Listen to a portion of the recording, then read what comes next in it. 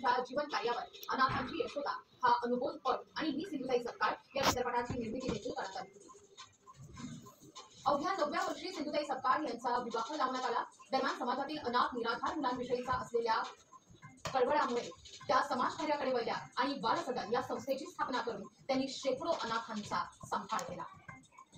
सिंधुताई सपकाळ यांनी शेवटपर्यंत मुलांचा विचार केला। माझी लेकरं कशी आहेत त्यांना व्यवस्थित सांभाळा, त्यांची परवड होऊ देऊ नका, अशी माझी शेवटची इच्छा असल्याचं सिंधुताईंच्या मानसकन्या कीर्ती बैरारकर यांनी म्हटलंय।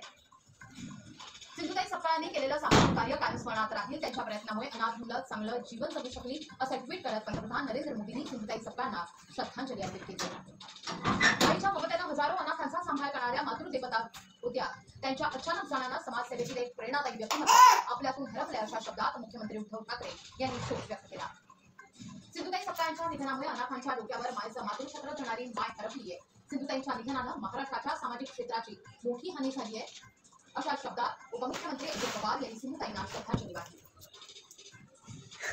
सिंधुताई सपकाळांचे अकाली निधन चटका लावणार आहे। अनाथ मुलांकरता मदतीसाठी करणाऱ्या सिंधुताईंनी उभं केलेलं सामाजिक कार्य अनेक पिढ्यांना मार्गदर्शक ठरेल असं ट्विट शरद पवार यांनी केलं।